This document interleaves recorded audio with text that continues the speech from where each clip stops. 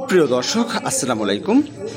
আজকে হাজির হয়েছি আপনাদের সামনে আমাদের যে ঐতিহাসিক একটি দরবার শরীফ রয়েছে আমাদের দক্ষিণবঙ্গের, যে ইয়ারউদ্দিন খলিফা সাহেবের দরবার শরীফ। আপনাদের অনেকেরই জানা যে এখানে একটি খুব সুন্দর একটি দরবার শরীফ রয়েছে, যেটি হজরত ইয়ারউদ্দিন খলিফা সাহেবের দরবার শরীফ। আসলে এই দরবার শরীফে বিভিন্ন জায়গা থেকে বিভিন্ন সময় অনেক লোকজনের সমাগম ঘটে থাকে। কারণ এখানে সবাই নামাজ পড়েন, নামাজের জন্য আসেন বা মানতের জন্য আসেন, মানত যারা করে থাকেন তারাও আসেন এখানে। এই যে মাঠটা দেখতে পাচ্ছেন, বিশাল একটি মাঠ। এখানে আসলে শুক্রবার যখন জুম্মার দিন হয়, সেই জুম্মার দিনে প্রচুর পরিমাণে এখানে লোকজনের সমাগম ঘটে থাকে। এখানে এই যে মাঠটি দেখতে পাচ্ছেন, এটি সম্পূর্ণ মাঠটি ভরে যায়।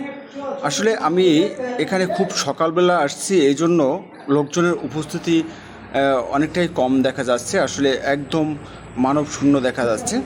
তো আমি এখানে আসছিলাম খুবই সকালবেলা। তো সকালবেলা আসছি এই জন্য একজন লোকজনের উপস্থিতি নাই বলতে গেলেই চলে। তো এখানে যখনই একটু সময় বাড়বে, যখনই একটু বেলা বেড়ে যাবে, তখনই এখানে লোকজনের প্রচুর পরিমাণে উপস্থিতি হয়ে থাকে। তো এই যে আপনারা এখানে অনেক লোকজন দূর দূরান্ত থেকেও আসে শুক্রবার নামাজের দিনে। এমনিতে তো প্রচুর পরিমাণে লোকজন থাকেই সব সময়।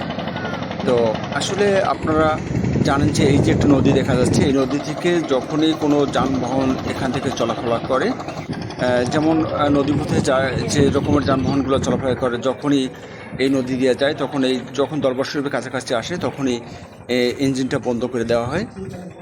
আসলে যে এত যে সুনামধন্য একজন অলি, আসলে তার কথা বলে আপনাদের সামনে কীভাবে যে উপস্থাপন করব, আসলে সেই ভাষা আমার কাছে জানা নেই।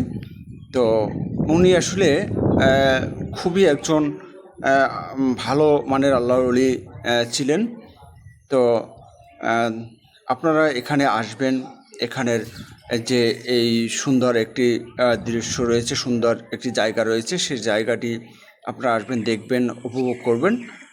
আপনাদের এখানে আসার জন্য আমার পেজের পক্ষ থেকে সবাইকে শুভেচ্ছা, অভিনন্দন জানাচ্ছি।